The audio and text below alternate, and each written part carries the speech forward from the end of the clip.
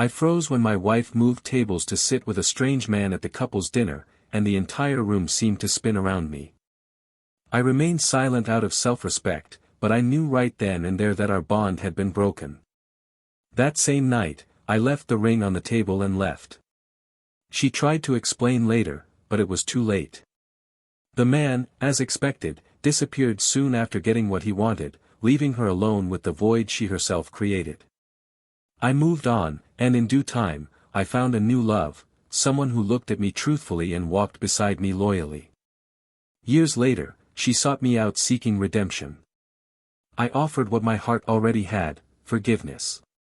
But I made it clear that forgiveness closes cycles, it doesn't mend knots.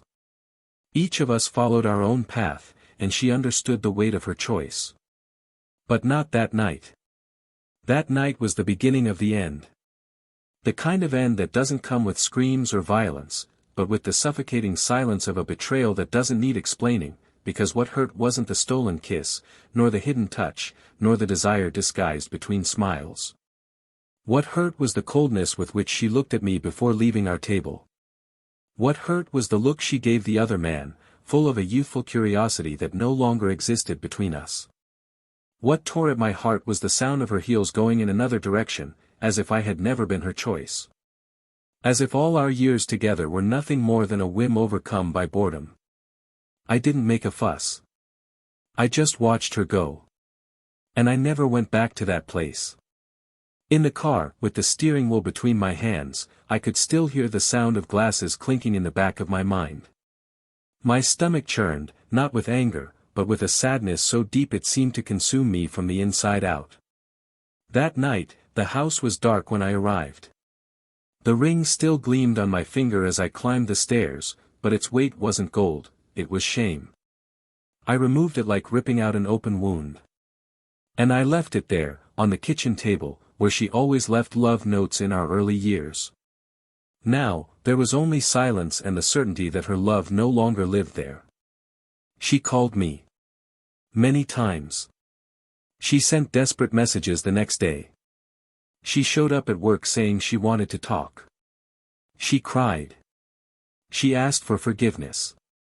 She said it was an impulse, that she didn't know why she did it. That it was just a conversation, an innocent flirtation, a small mistake. But there's no such thing as a small mistake when what's broken is trust. I listened to her in silence, just as I'd been silent the night before. Because there are times when speech loses its meaning. And I knew that if I said a word, I'd scream. And I didn't want to scream at someone who had once been my peace. She stayed. And then he was gone. Like every lover, he promised nothing. And she, in the foolish fantasy of experiencing something new, threw away everything that was true. She traded a time-tested love for a fleeting thrill. The kind of man who speaks beautifully at dinner but doesn't know where you keep your pain. And when the charm wore off, he vanished. Like smoke. Like cheap perfume after a party. And she stood there, empty glass in hand, wondering how she got to this point. The answer came too late. The truth is, she didn't cheat on me with another man. She cheated on me with the illusion of being desired again. She wasn't in love with him, but with the reflection of herself in his eyes. And I, who knew her through thick and thin, no longer offered the sparkle of novelty. I offered security, loyalty, presence. But sometimes that's not enough for those who want adrenaline, not depth. Time passed. And it was cruel to her. Because nothing is crueler than the memory of a sincere love that you destroyed with your own hands. While she deleted photos, I made new ones. While she returned to an empty house, I began to build another with someone who saw me through eyes she no longer used. And the irony of life is that, when she realized what she had lost, there was no way back. Because I was no longer the man who cried inside. I was the man who had learned to smile again. And even after everything, when she reached out to me, not with pride, but with humility, I wasn't cruel. I didn't throw in her face the messages she'd sent him while we were together. I didn't reminisce about the way she smiled differently, as if I weren't there anymore. I wasn't petty like she was. I just took a deep breath and said, "I forgive you. But I don't want you back." She cried. Not with anger, but with regret. And it was then that I realized the greatest irony of all: she had never been betrayed. But she had ended up being deceived by someone who promised nothing. And I, who had been betrayed by someone who promised everything, was the one who left with my heart whole. She wanted to come back because she realized that no kiss can replace a love built with patience. That no new thing is worth more than the hand that welcomes you in pain. That no one-night stand compares to the comfortable silence of someone who truly knows you. But the love she destroyed, was no longer there. He was somewhere else. In another heart. In another story that began at the right time, with someone who never made me doubt my worth. Someone who chose me every day, even on the hard days. Someone who saw me broken and decided to rebuild with me, without rushing. And that's why I say, forgiveness isn't about going back to the way things were. It's about acknowledging what was, understanding what was lost, and moving forward in peace. The strangest thing of all is that, years later, when I no longer thought about her, I discovered that the man she'd left me for had started dating an old rival of hers. A woman she hated. Who she despised. Who she called shallow, futile, and devoid of essence.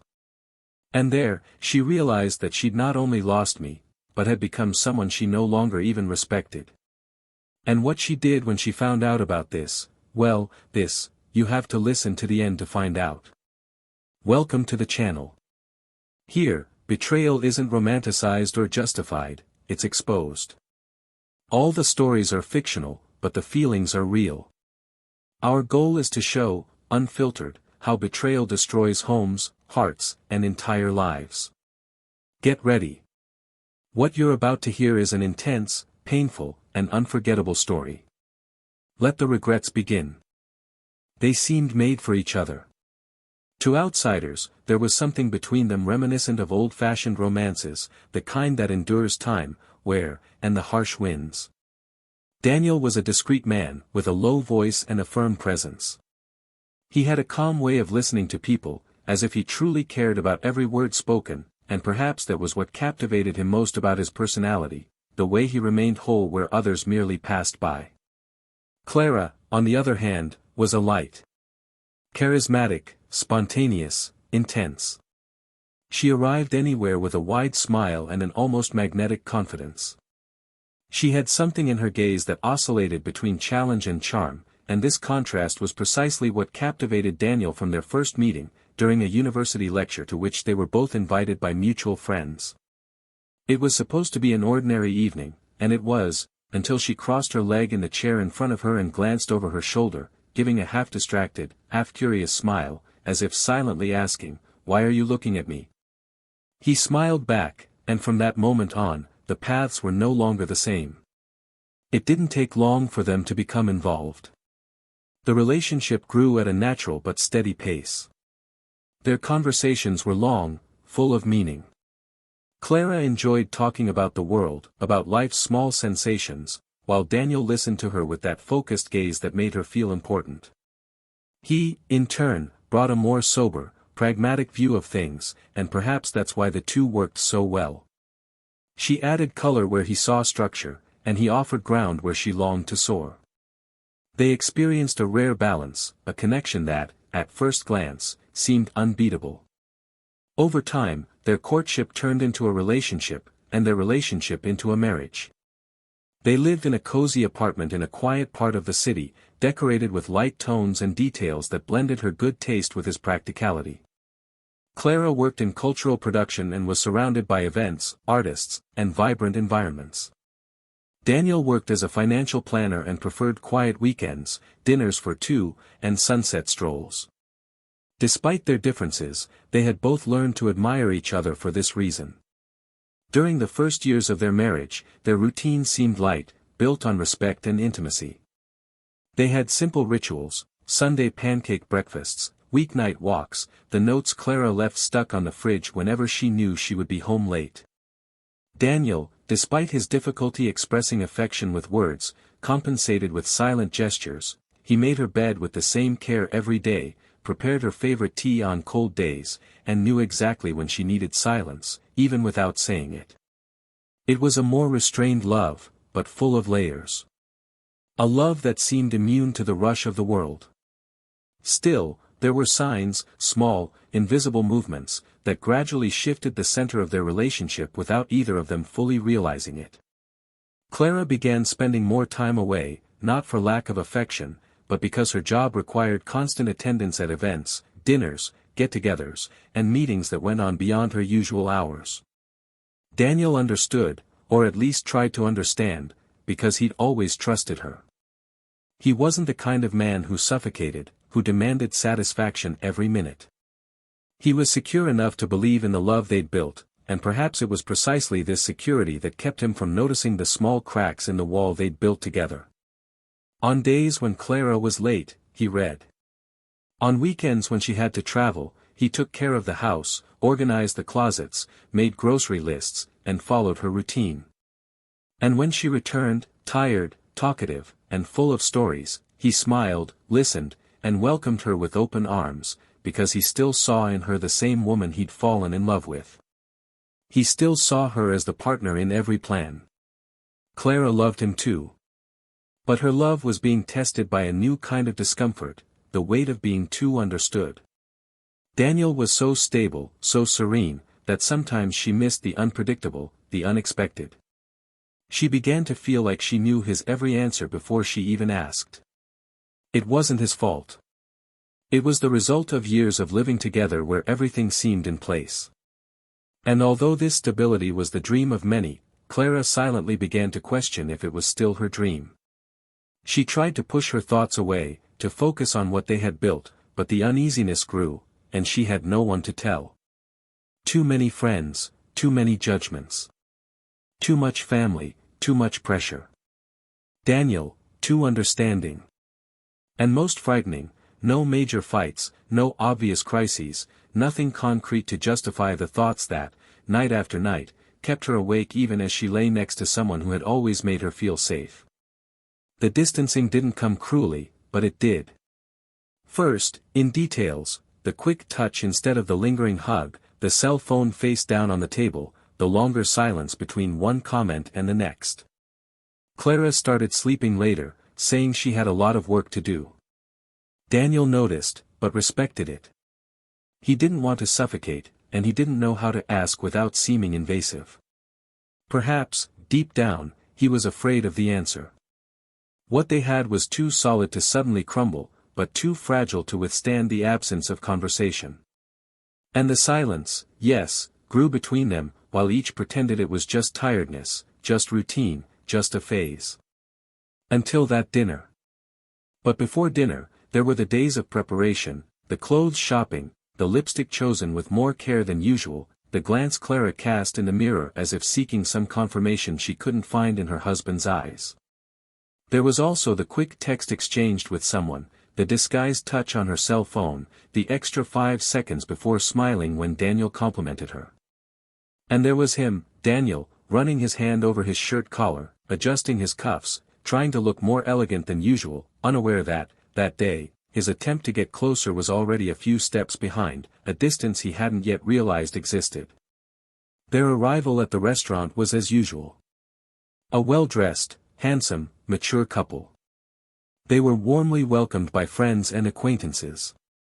Greetings, glasses of wine, background music, laughter. But in that room full of voices, there was something between them that remained silent. Something that didn't match Clara's laughter or Daniel's serenity. And this something hovered over the table like an invisible presence. An omen.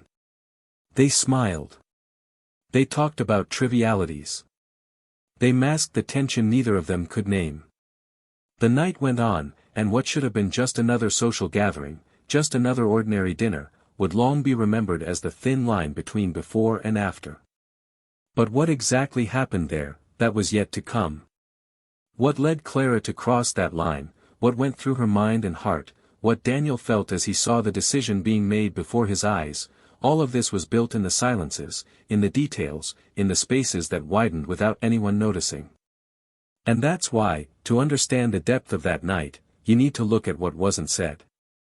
At the moments of silence filled with everything. At the automatic gestures, at the hugs that lost their warmth, at the kisses that no longer asked permission. Their story didn't begin with a lie.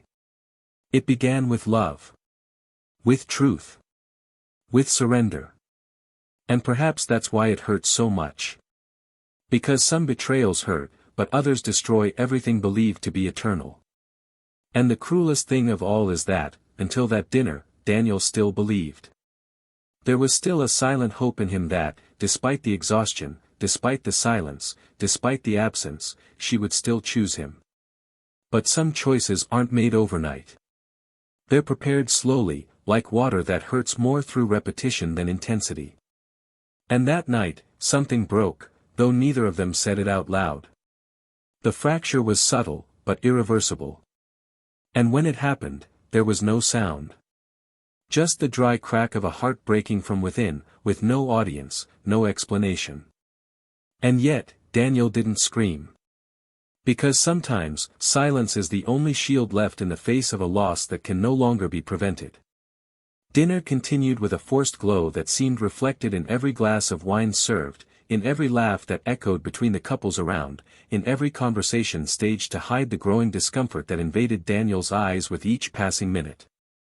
Clara's hand rested motionless on her lap, as if avoiding any contact.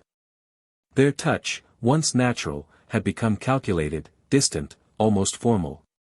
Still, Daniel tried to convince himself it was just a bad phase, one of those nights when fatigue speaks louder than affection, when the weight of social obligations drowns out spontaneous gestures.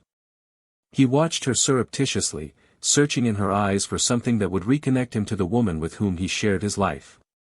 But there was something different there. A new glow, a subtle, almost imperceptible uneasiness, but to him, who knew her better than anyone, it sounded like a silent alarm about to go off. As her friends talked about travels and professional achievements, Clara kept her gaze moving, as if searching for someone or something that hadn't yet arrived. She didn't seem bored or uncomfortable. On the contrary, she was hyper-attentive. There was a tension in her jawline, a practiced lightness in her shoulders, as if she were trying to disguise something that wasn't yet visible but already existed. Daniel felt his stomach tighten, even though he smiled and raised his glass to the toasts that came every 15 minutes. The ambient music, the candles on the tables, the well-laid dishes, everything seemed designed to suggest a perfect evening, but Clara's imperfection before him tore through the scene like a crack in a freshly painted wall. He tried to make conversation, make inside jokes, recall little moments from the past that would normally elicit a smile from her. But Clara deflected, responding with short sentences, and quickly returned her attention to her surroundings. Then it happened. An elegant, confident-looking man with a penetrating gaze entered the restaurant and walked between the tables with the confidence of someone who knows he'll be noticed. Daniel noticed the subtle lift of Clara's chin, the way she smoothed her hair and crossed her legs, as if preparing to be seen. The man passed by and cast a brief glance in their direction, but enough to inflame the already charged atmosphere. Daniel, without understanding why, felt his blood run cold. His intuition, always silent, cried out for the first time. Dinner continued for a few more minutes, until the unthinkable happened. Clara, with a restrained smile, got up from the table and walked toward the man. Daniel watched her, unable to move. She whispered something in his ear, smiled again, and within seconds, they were seated together at another table, a few feet away. A couple who, just minutes before, had been side by side in a celebration among friends, now found themselves separated by an abyss of silent decisions. The eyes of some guests turned, discreet but present. The hostess tried to hide her discomfort, while others pretended not to notice what was happening. Daniel remained motionless. There was no anger in his expression. There was astonishment. There was pain. There was a silent pride that prevented him from chasing after her, from shouting, from demanding explanations, amid the self-assured smiles and expensive dishes. He calmly got up, grabbed his coat, straightened the buttons on his shirt, and left the restaurant without looking back. As he left, a light breeze brushed his face. He walked along the sidewalk as if floating, with the unsteady steps of someone who's just lost something they haven't yet fully grasped. There was no explosion. Only emptiness. Only the deafening silence of a certainty that no longer needed to be expressed. That woman, with whom he'd shared dreams, bills, fears, and hopes, had crossed a line he'd never imagined she would cross. The pain didn't come from the betrayal itself, but from the contempt she'd shown him. As if he didn't exist. As if he were invisible. In the days that followed, Clara didn't return home immediately. She said she needed space. Daniel didn't ask for an explanation. He didn't demand anything. He respected her separation, even though he knew what it meant. The house felt bigger, cold, strange. Every room carried a trace of her, but no sign of her return. And when she finally did, her eyes held no regret, only weariness. The conversation was brief. She said she'd confused her feelings, that she hadn't planned anything, that the moment at the restaurant was just an impulse. Daniel listened to her in silence, as always. But this time, it wasn't silence out of serenity. It was silence out of saturation. Finally. He didn't shout, argue, or beg. He simply went upstairs, took the ring off his finger, and left it on the same table where they had so often placed flowers and enjoyed simple candlelit dinners. That ring now had no meaning. It was no longer a symbol of anything. And the next day, Daniel was gone. Clara remained. She was left with the echo of her choice and the bitter taste of a freedom that arrived without warning, without celebration, without purpose. The man she became involved with, Mateusz, was seductive, well-spoken, the kind of person who made words seem like promises. Clara, weakened by her own dissatisfactions, let herself be carried away. There were no grand plans, no guarantees. Just a moment of desire, of escape, of inflamed ego. But with him, she didn't find the peace Daniel offered. She found euphoria, but not acceptance. She found warmth, but not true affection. And yet, she persisted. She wanted to believe that the mistake was just a consequence of a weary life, that perhaps, in time, the new would transform into stability. Daniel, for his part, took refuge in his work, his books, and his remaining friends. He refused to talk about what had happened, and when questioned, he would only say that some decisions don't deserve justification, only distance. Still, inside him, the pain was constant. Not because of the end of his marriage, but because of the way it all happened. The feeling of having been silently discarded. The lack of dignity in the goodbye that was unspoken, but imposed. Clara slowly began to realize she had traded a story for a fantasy. And that this fantasy had an expiration date. Mateusz was charismatic, but unstable. Interesting, but absent. His charm faded with small gestures. He didn't listen to her, didn't understand her, wasn't interested in the intricacies of her soul. With Daniel, there was care in the silence. With Mateusz, there was noise without depth. The penny began to drop when, one ordinary afternoon, she realized she was alone in a cafe where she usually hung out with Daniel. The place was the same, but the taste of the coffee seemed different. Everything was different.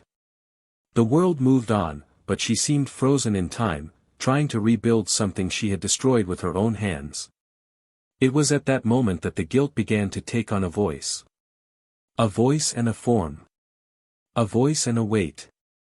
And when she tried to get closer to Daniel, he didn't meet her with anger, but with distance. A serene, cutting, definitive distance. Clara cried. She asked for forgiveness. She said she was lost, that she didn't know what she was doing. But Daniel wasn't moved. He simply said that forgiveness exists, but that love dies. And that she had killed something that would not be reborn. But what Clara didn't yet know, was that Mateusz wasn't just a passing memory. He carried with him a past she didn't know about. And that this past would resurface in the most cruel and unexpected way. Something that would transform not only her regret into despair, but would also expose a truth Daniel never imagined he'd hear. And that was yet to come. Clara began to carry her days with the exhaustion of someone tripping over their own reflection. The choice she'd made in the impulse to feel alive now weighed like an invisible chain around her ankles. Her encounters with Mateusz, once charged with forbidden excitement, became empty, routine, predictable. Conversations revolved around him, his plans, his achievements, his desires. Little by little, she realized she wasn't loved there, she was merely a momentary convenience, a trophy ripped from someone else's story.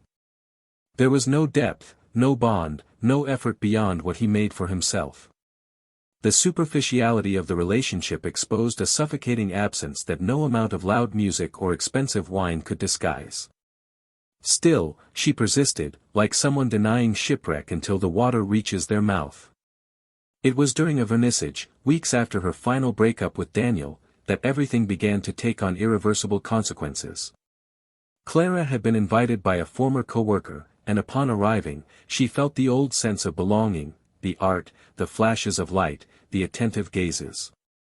But this time, something was different. The smiles were restrained, the hugs shorter, and the conversations superficial. Clara was no longer seen as Daniel's wife, respected and admired for their balance. Now, she was talked about in whispers. All she had to do was look away to catch the whispers. She felt watched, not out of admiration, but out of judgment. And before he could react, an unexpected presence crossed the room. It was her. Lorena. The woman Clara had detested since her youth, a rival with a strong, confident personality who, even effortlessly, radiated an elegance that seemed to belie the judgments Clara had always made about her. Lorena appeared smiling, strutting among the guests, her glow going beyond her jewelry. Clara's eyes widened when she saw Mateusz appear right behind her, his hand resting on Lorena's waist as if he'd always belonged there. He looked different, more groomed, more at ease, laughing like he hadn't in ages. When Clara's eyes met his, a faint smile spread across her face. It wasn't a smile of shame, nor of guilt. It was the kind of smile that hurts, the one that confirms, without words, that you never had any intention of staying. She looked away, but it was too late. Lorena had already seen her. She approached unhurriedly, a glass of sparkling wine in her hand, her dress marking each confident step. She stopped in front of Clara with the same naturalness of someone greeting an old friend and, in a sweet, cutting voice, said, "What a surprise to see you here. I thought you weren't much into these kinds of events lately." Clara kept her face straight, but her dry throat betrayed her discomfort. She murmured something like, "Art has always attracted me," trying to maintain her composure. Mateusz, beside Lorena, smiled again, as if watching a well-rehearsed scene. "Clara and I have met before, haven't we, Mateusz?" Lorena added, touching his arm intimately. He simply nodded and looked at Clara indifferently, as if she were just another name on his list. That night, Clara didn't finish her wine, didn't say goodbye to anyone, and left early. The cold outside bit her skin, but what really hurt was inside. It wasn't just that Mateusz had left. It was that she had chosen, of all places, Lorena, the woman who had always embodied, for Clara, everything she claimed to despise, but deep down always envied. Lorena was her opposite in almost every way, where Clara was intensity and haste, Lorena was subtlety and dominance. Clara needed to be seen, Lorena knew how to be noticed quietly. The feeling of being replaced by her corroded her like acid, not because of the loss of Mateusz, but because of what it represented. The next morning, Clara tried to contact Mateusz. She called and texted, to no avail. Hours later, she received only a curt reply, "I have nothing more to offer you. I hope you find what you're looking for." Her heart sank. For days, she alternated between anger and humiliation. She tried to convince herself it was just a coincidence, that Mateusz and Lorena had met again by chance, that everything would pass. But social media doesn't lie, and there they were, side by side, at dinners, on trips, at events. The comments were complimentary, the likes were multiplying, and among the photos, there was a specific caption that hurt more than any silence: "Sometimes the universe rewards you when you stop insisting in the wrong place." It was this sentence that tore the veil of denial. Clara finally understood that, besides losing Daniel, she had placed herself in a position where she was now remembered not for the woman she was, but for the choices she made. The social circle that had once applauded her now looked at her with a kind of disguised pity. She had become an example of what not to do, what not to repeat. And yet, she decided to seek out Daniel. Perhaps out of regret, perhaps in a desperate attempt to be heard one last time by someone who knew her without masks. Daniel greeted her with the same politeness as always. He was different, no longer dejected, no longer hurt. There was an unsettling peace in his gaze. Clara felt, upon seeing him, that he was no longer hers, not even in her thoughts. He offered her a coffee and waited in silence while she rehearsed her words. He said he missed what they had, that he knew he had made a mistake, that he now saw clearly how much he had deluded himself. Daniel listened, but he didn't smile, didn't interrupt, didn't get emotional. When she finished, there was a long silence, until he said, his voice firm, "You chose to leave. And that's okay. But don't expect me to wait for someone who has already left me behind." She persisted, asking if he felt anything, anything at all. And he replied, "Yes, I do. I feel relief at having escaped a love that depended on distractions to survive. I deserve more." Clara wept. Not with the desperation of someone who wants to return, but with the desperation of someone who understands there is no going back. He stood up, thanked her for visiting, and, before opening the door, added, "I forgive you, Clara. But forgiveness is a full stop. It's not reticence." That night, Clara returned home and lay down on a cold bed in an empty room, certain that nothing was left. Not Daniel. Not Mateusz. Not even the image she had of herself. All that remained was the echo of her choices, and the weight of what is lost when one plays with what is true. But there was still something Clara didn't know, something that would turn her humiliation into despair. Something that would make her rethink not only what she'd experienced with Mateusz, but what she'd never known about him. And how it would be revealed, would change everything. Clara didn't know what she was doing there, standing in front of the window of that coffee shop, looking inside as if waiting for something that no longer exists. The fogged glass reflected her tired face, her dull eyes, the visage of the woman she had become, a shadow of what she once was. Behind the counter, a waitress smiled at a young couple laughing loudly, fingers intertwined, sharing a cappuccino with whipped cream as if time were no threat. Clara looked away and clutched her purse to her body, as if that gesture could protect her from everything she felt. She needed to breathe. She needed to understand how she had allowed her life to turn into that succession of ruins. It was no longer about Mateusz, nor about Daniel. It was about her. About the void she had tried to fill with noise, with desires, with a freedom that turned out to be a prison. The next day, she woke up early and decided not to turn on her phone. He couldn't bear to see the images that appeared on his feed with cruel frequency. Lorena and Mateusz were now something of a hot couple in certain social circles. Beautiful, well-dressed, always in expensive places, always smiling. The cruel irony was that Clara had, for so long, felt superior to Lorena, as if her authenticity and intensity were marks of a more real love.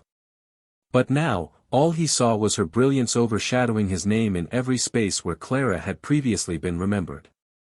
It was as if she had been erased, replaced, forgotten, and most painfully, by someone she had arrogantly despised for years. That same week, she decided to accept an invitation to a smaller cultural event, something more low-key, where she might reconnect with her field, her essence, or anything that made her feel alive again. When she arrived, an old college friend greeted her enthusiastically, but with a slight hint of surprise, as if she hadn't expected to see her there anymore. "I thought you distanced yourself from everything, after, well, you know," the woman said, trying to soften the sentence, but to no avail. Clara smiled weakly, as if accepting a slap disguised as kindness. She pretended not to care, moved on, and for a few moments, believed that perhaps she might finally be able to reconnect. But it was when Lorena's name was announced as guest curator for the next event of the foundation sponsoring the space that something inside Clara snapped. The applause came quickly, warmly. Clara didn't know it, but Lorena had taken the place previously reserved for her behind the scenes of art, in cultural projects, in the opinion circles. And, as if that weren't enough, the speech ended with the unexpected presence of Mateus beside her on stage. He didn't even look at her. Clara left without saying a word, feeling herself disintegrating with each step. The next morning, the phone rang. An unfamiliar number. She answered on the second ring. On the other end, a voice she recognized immediately, Camila, one of the few friends she still kept in touch with, though more distant lately. "Clara, I know you don't want to hear from him anymore, but I need to tell you something." "And you'll thank me later," she said hesitantly. Clara fell silent, and Camila continued. "Did you know that Lorena and Mateus have been involved for years? Even before you met him? It wasn't a coincidence, Clara. She knew exactly who he was when she brought him back. It wasn't a coincidence." The silence on the other end of the line was deeper than any answer. Clara swallowed hard, as if trying to digest something impossible. Camila continued, this time more firmly, "They worked together years ago, remember? Lorena knew everything about your life. She knew about Daniel, she knew about your crisis, the separation. And when she found out you were involved with Mateus, she approached him. And he pursued her. Because she promised him space, visibility, the place he always wanted at events, behind the scenes. You were just the shortcut." Clara felt the ground give way beneath her feet. The betrayal now took on new layers, more perverse, colder. It wasn't just a failed romance. It was manipulation. Of being used by both. Of being deceived by two faces she knew, one out of desire, the other out of rivalry. She was merely the link between two parallel ambitions. Mateus wanted space. Lorena wanted revenge. And Clara handed everything over to them, thinking she was in control. That afternoon, she tried to write. She'd always believed words could be a refuge. But she couldn't. What once flowed easily now seemed suffocated by pain. That's when, on impulse, she wrote a letter to Daniel. Not to get back together. Not to ask for anything. Just to tell him. To share with him, not out of hope, but out of necessity. Because he'd been the only one who knew her without a filter, without artifice. And because, deep down, I still carried the weight of not having been honest enough. Days later, Daniel responded. A single line, "Time always reveals what words hide. I hope you find peace."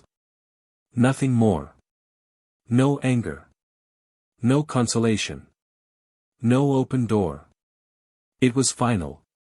Clara then understood that forgiveness is not a return, it is a full stop given by those who have learned to walk alone.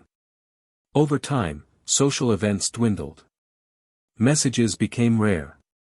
Mateus and Lorena were seen less frequently. The spotlight shifted, as it always does. And Clara stood there, holding her own story in her hands, shattered but aware. The loss was now real. Not just of love, but of the image she had of herself. There was no blaming Daniel, or Mateus, or Lorena.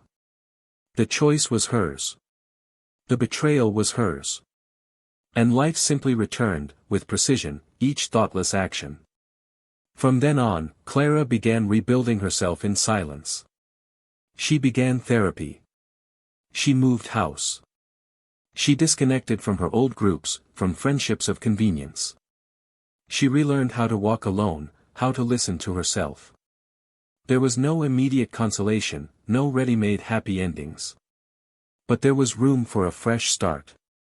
A fresh start away from old names, away from false promises, away from impulsive decisions. And Daniel? He changed too. He met someone with whom he began to share his life. Someone who listened to him, who didn't need to run away to find himself. Someone who loved him with the calmness Clara never managed to cultivate. There was no rush, no euphoria. Just the tranquility of a love that blossoms without a shout, but endures even in silence. The new woman in Daniel's life didn't know his past in detail, but she knew how to recognize a man who had learned to value his peace. Years later, Clara and Daniel crossed paths by chance in a bookstore. It was brief. Cordial. Mature. She smiled, and so did he. There was no emotion, no rancor. Just the recognition of two people who had once shared the same home, the same roof, but now walked in opposite directions with the dignity of those who finally understood. Not every story needs a reunion to have meaning. Some serve only to teach the value of what is lost when one doesn't know how to care for it. But the memory of it all still echoed. And sometimes, when Clara woke in the middle of the night, she could still taste the bitter taste of the wrong choice. A taste no glass of wine could ever erase. That brief exchange of glances in the bookstore lingered in Clara's mind for days. It wasn't the reunion itself that unsettled her, but the naturalness with which it happened. Daniel didn't look away, didn't pretend he didn't see her, didn't avoid contact. He looked at her serenely, with a slight smile, without any tension on his face. And that hurt more than any scream, any resentment. The weightlessness in his gaze made it clear she no longer occupied any space within him. Clara, who had fantasized for so long that perhaps a part of Daniel still existed, waiting for her, was now faced with the harshest reality: he had healed, he had moved on. And she was no longer part of any plan, not even his fond memory. Everything they had shared was buried in peace. She, on the other hand, carried a still throbbing scar. Not from lost love, but from the full knowledge that she had wrested with her own hands what she most sought now: stability, trust, true love.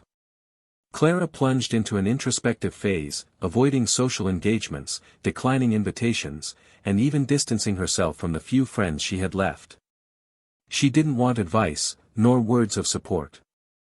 She couldn't stand hearing that everything would be resolved with time. Because she knew, time doesn't solve the problem, time only teaches us to live with what can no longer be fixed. Each day dawned with the weight of what could have been different if she had listened to her own silences instead of letting herself be carried away by the external noise. She tried to occupy herself with classes, reading, and long walks, but there were moments when her mind simply took her back to the small scenes that now seemed crucial: the way Daniel would wait for her with hot coffee on cold nights, the times he would listen to her unhurriedly even when he was tired, the hugs that seemed to promise that everything would be okay, even when there was no certainty. At the time, all of that seemed ordinary. Today, it seemed like gold. While Clara tried to pick up the pieces of herself, Daniel lived a different reality. The relationship with his new partner had strengthened over time, but in a different way than it had with Clara. There was no longer that impulsive surrender, nor the fairy tale expectations. There was maturity. There was mutual respect and a construction based on conscious choices, not idealized promises. The woman by his side was calm, yet intense in her own way. She didn't demand, she didn't press, but she was present, attentive, available. Daniel, after all, had learned that love is also knowing how to stop insisting where you bleed, and start over where you are welcomed. It wasn't about forgetting the past, but about not letting it determine your next steps. And it was precisely this contrast between the two worlds that began to haunt Clara more intensely. The more Daniel blossomed, the deeper she sank into her own decisions. And the moral dilemma that began to grow within her was no longer about having lost him, but about having hurt someone who had done her nothing but good. Her regret now took on deeper, crueler forms. It was no longer that selfish feeling of wanting to go back in time to fix what had hurt her. It was the recognition that she had hurt someone who deserved to be protected. And it ate away at her. She began writing letters she never sent. Pages and pages where she tried in vain to explain to herself how she had allowed everything to happen. Sometimes she would sit on the couch and review old photos hidden in digital folders, searching for signs that their love had already ended before the betrayal. But she found none. The sparkle in his eyes, the daily gestures of care, the simple trips, the late afternoons embraced on the balcony, nothing pointed to an end. Daniel's love hadn't failed. She was the one who gave up before trying to fix it. And now there was no room for repair. It was in this vulnerable state that Clara began to hear whispers of a possible separation between Lorena and Mateus. News that trickled through the edges, in brief conversations, in ambiguous publications. Lorena, it seemed, was no longer trying to hide her disinterest. Mateus, for his part, seemed irritated, out of place, as if he hadn't expected to be discarded so soon. Clara watched from afar, without celebration, without relief. If before she might have felt a kind of poetic justice, now it all seemed irrelevant. The damage was already done. Nothing that happened to them would be able to undo what she had caused. Still, there was a kind of uneasiness that kept her awake.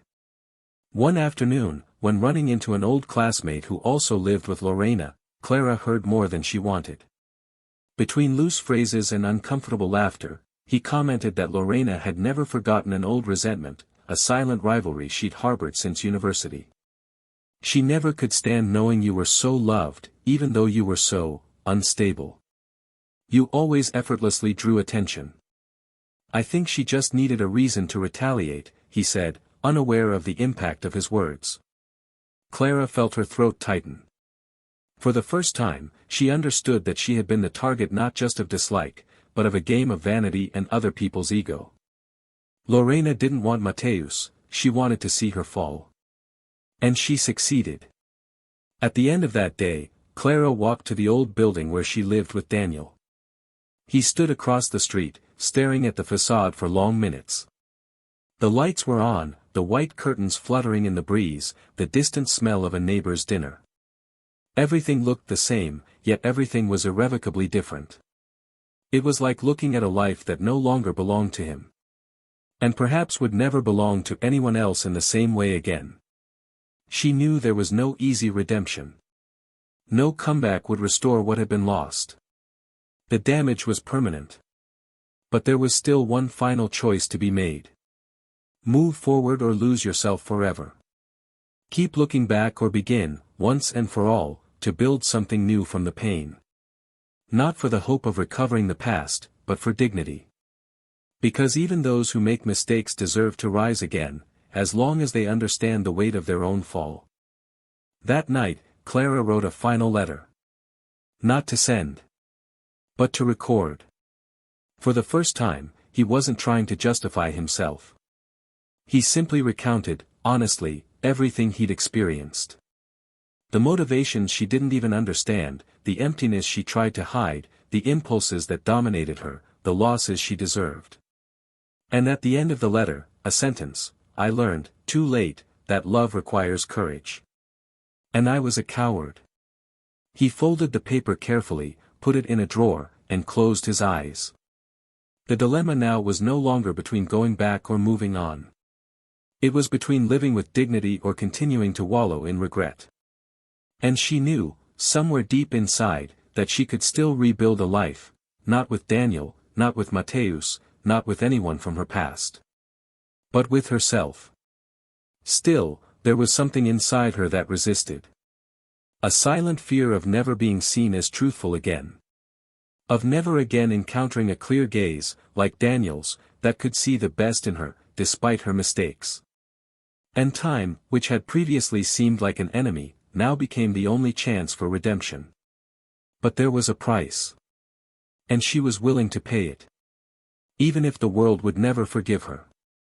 Because, finally, she was beginning to understand, betrayal isn't just about deceiving the other person. It's about losing yourself. And she needed, more than anything, to find herself again. The days that followed writing that last letter were strangely still. Clara didn't leave the house for a while. She turned off notifications, cancelled appointments, ignored invitations she didn't even read to the end. Not out of pride or acute sadness, but out of exhaustion. She was, finally, reaching the depths of silence, the one where the pain no longer screams, only weighs. The one where there's no hope of returning, no courage to move on. Everything about her seemed suspended. She didn't cry, didn't smile, didn't hate. She simply existed. It was the rawest stage of regret, the one where the conscience is fully awake, but the body still doesn't know how to move again. It wasn't about Mateusz, Lorena, or Daniel anymore. They were all out of reach now, each living the consequences of their own decisions. What was left was her. And she, for the first time, was willing to look at herself without looking away. It was during this period that Clara chanced upon Julia, an old acquaintance, one of those people who pass through life in brief chapters, but who, for some reason, leave a mark. They crossed paths in a small bookstore on a rainy late afternoon. Julia seemed the same, discreet, with an attentive gaze that penetrated her banal words. After a shy greeting, they headed to a nearby café, and it was the first time in months that Clara allowed herself to genuinely talk to someone.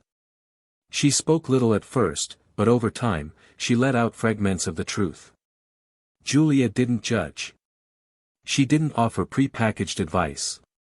She simply listened respectfully, and in the end, she said something that would long echo in Clara's mind: "You've been through an internal war, Clara. But instead of fighting for yourself, you handed over all your weapons to others. Now, it's time to stop bleeding over old decisions and start healing the wounds that remain." After that encounter, something inside Clara began to change. Slowly, almost imperceptibly, but steadily. She began accepting small jobs, simple invitations, reconnecting with parts of herself she had left dormant. She avoided her old circles, but little by little, she allowed new people to come closer. She discovered, day after day, that there was still beauty in starting over, even without guarantees, even without certainties. It still hurt to remember everything she had lost, but the pain was no longer paralyzing. It was just part of the process. The loneliness, once desperate, now served as fertile ground for reflection. For the first time, Clara began writing not about what she felt, but about what she wanted to build from the pain.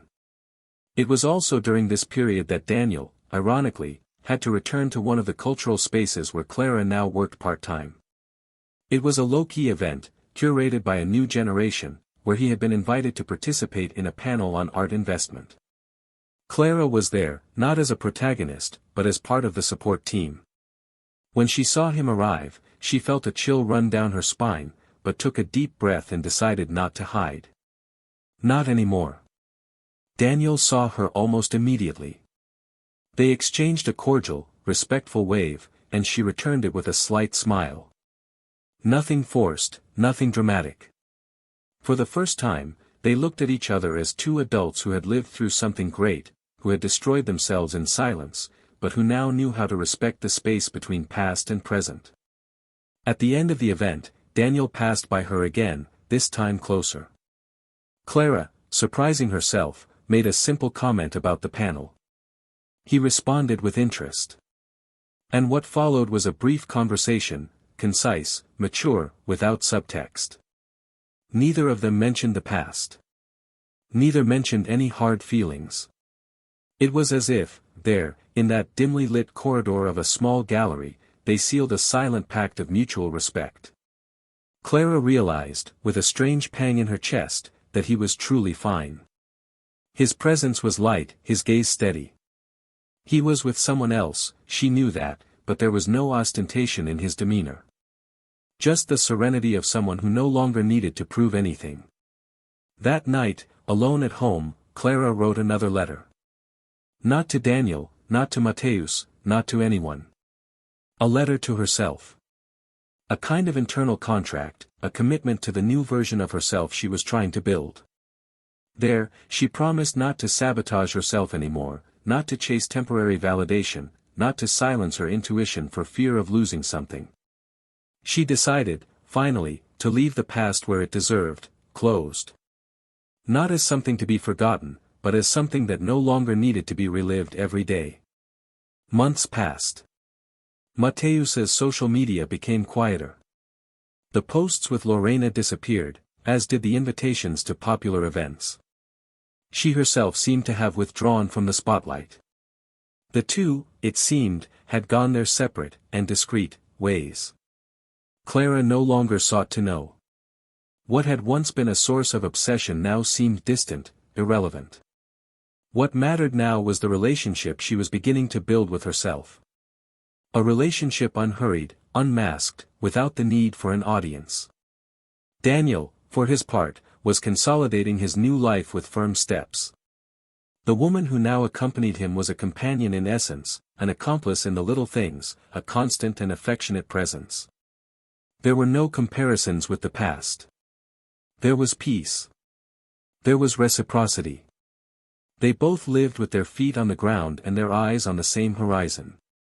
Clara was no longer part of that future, but somehow, it no longer hurt as it once did. Because she finally understood that certain losses are deliverances. Not because the person you lose was bad, but because the moment you lived with them was no longer compatible with who you are becoming. On an autumn Sunday, Clara walked through a park near her new neighborhood. Dry leaves covered the ground, and the overcast sky threatened rain. There were children playing, couples strolling, and elderly people reading on wooden benches. She sat alone, took a book from her bag, and began to read. A young woman nearby, distracted by her dog, commented on the unstable weather. They both laughed. That was all. But there, in that ordinary moment, Clara felt part of the world again. Not as a supporting character in a drama, but as the author of a new narrative. She still didn't know how the story would end. But for the first time in a long time, she was willing to write the next chapters calmly, truthfully, and responsibly. And maybe, just maybe, that would be a start. Months turned into years, and over time, the distance between what was and what is became more than geographic, it became emotional, spiritual, vital. Clara, despite the painful process, had finally found a resting place within herself. It wasn't complete happiness or euphoria over new achievements. It was something quieter and, at the same time, more genuine, the serenity of someone who survived her own destruction and chose to rebuild herself brick by brick, without haste, without spectacle, without expectation of recognition. She began to live a simpler, more intimate life, prioritizing silence over noise and depth over distractions. She rekindled occasional relationships with people who respected the new space she occupied, but she never again returned to being the woman who screamed to be seen. What existed within her now was a more mature, more careful, more sober presence.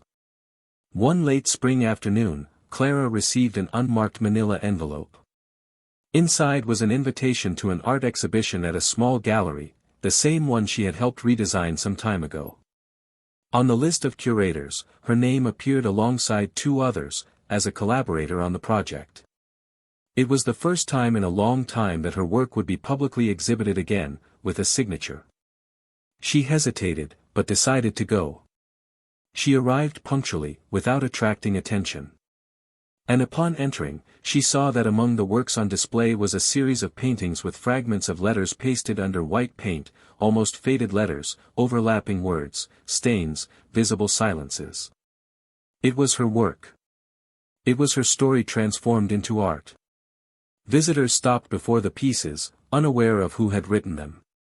But there, in those smudges and hidden words, was the portrait of a soul lost, betrayed, imploded, and then tried, with her own hands, to pick up the pieces and make sense of what was left.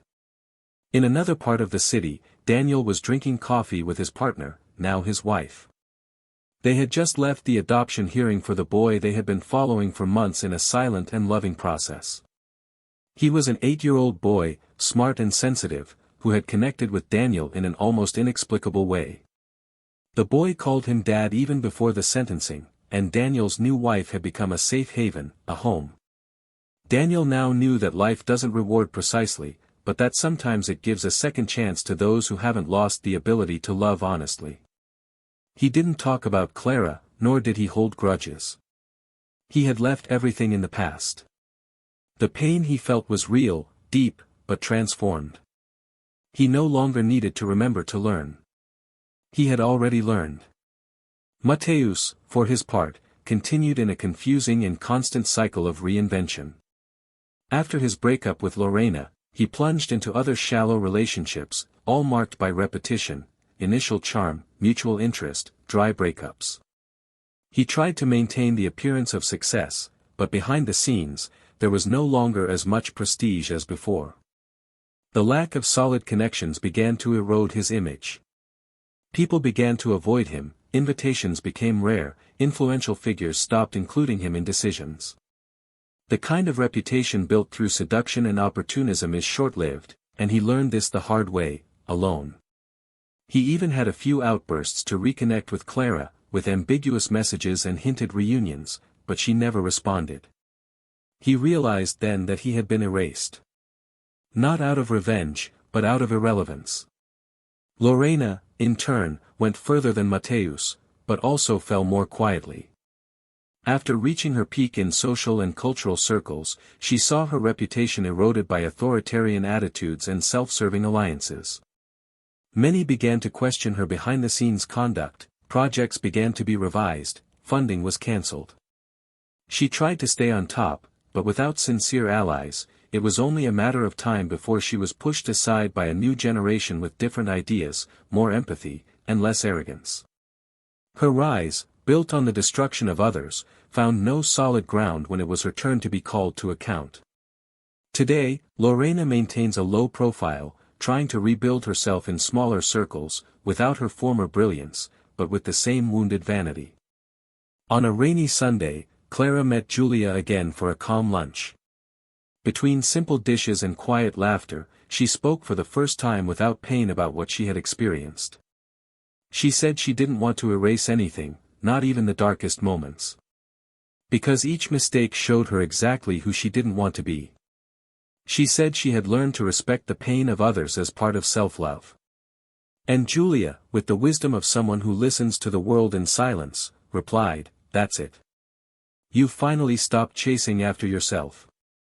Clara smiled, and in that smile there was something different, a peace that didn't come from having everything figured out, but from knowing, finally, that one can live well even without having all the answers. Years later, Clara became a mentor for a project that offered writing workshops for women in the process of starting over. Every story she read, every account she received, reconnected her with her own pain, but also with her strength. She never told her story publicly. She preferred to let the words speak through other voices. But everyone who knew her sensed there was something of a survivor in her, something of someone who had been to hell and back with hands full of meaning. And Daniel? He watched his son's first recital with tears in his eyes. The boy played a simple song on the piano, but the pride that welled up in Daniel's chest was impossible to contain. At the end, the boy ran to him and threw himself into his arms with a phrase that remained in his memory like a seal on everything he had experienced up until that point, "Dad, I did it for you." And Daniel replied, his voice breaking, "And I, for you, son." Their story didn't end with improbable twists, forced endings, or illusory reconciliations. It ended as life ends for those who choose to move forward with dignity, with new paths, new bonds, new meanings. And with the certainty that losses make room for what truly matters to arrive. It's not about erasing the past, but about freeing oneself from it.